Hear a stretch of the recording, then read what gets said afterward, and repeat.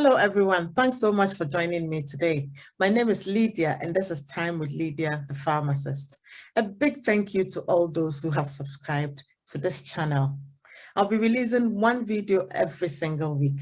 So if you haven't yet subscribed and you want to learn more about your health, then please hit on that subscribe button and also on the notification bell so you don't miss out on any video that I upload. Today, I'm going to be spending some time with you talking about a bacterial infection called cystitis. Cystitis is a urinary tract infection, and it is an infection of the bladder.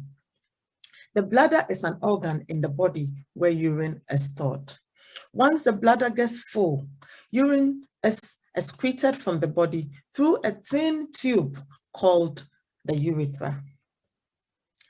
Healthy bacteria live on the skin and in the bowel. Sometimes these bacteria find their way to the urethra and then travel into the bladder. Once in the bladder, multiplication can take place, and this is when the symptoms of cystitis occur. Cystitis occurs in both adults and children. In women, it is quite common, and this is because of two reasons. First of all, the distance between the bowel and the urethra in women is shorter. And also, the urethra in women is shorter as well as compared to men. Cystitis can be triggered by various things, and these include sexual intercourse, using a diaphragm as a form of contraception, wiping yourself from back to front after using the toilet. Also, poorly managed diabetes can pose a risk. This is because sugar in urine can serve as a good medium for bacteria to grow and then travel to the urethra, then into the bladder.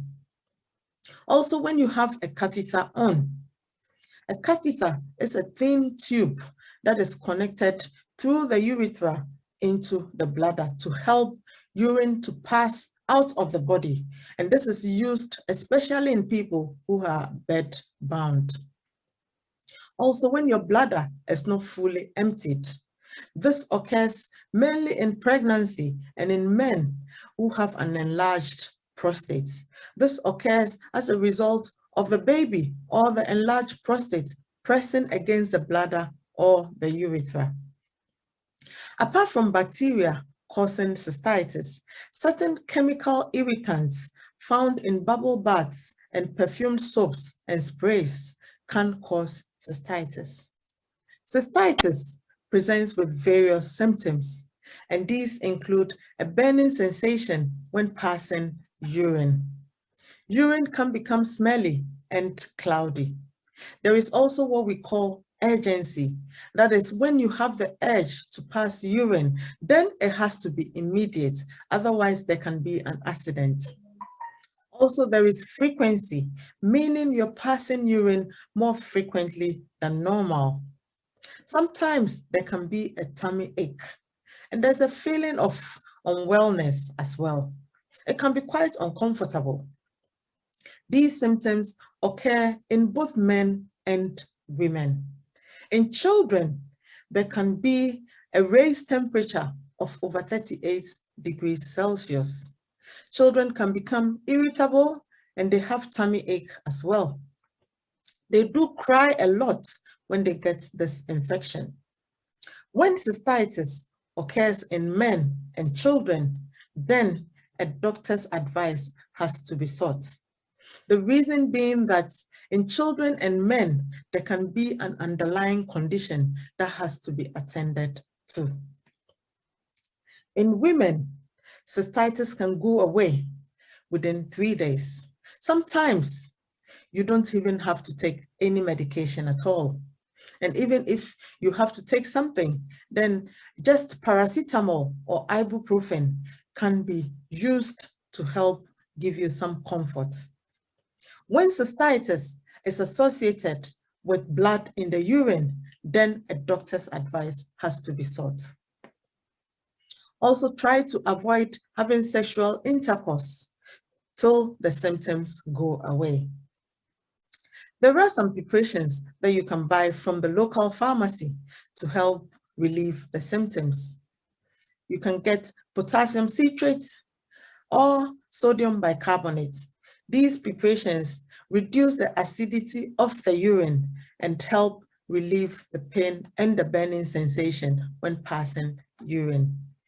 These are preparations that before you buy, you would definitely have to speak to the pharmacist, because these preparations can have an adverse effect with any condition that you are suffering from, or they can interact with some medications that you are taking.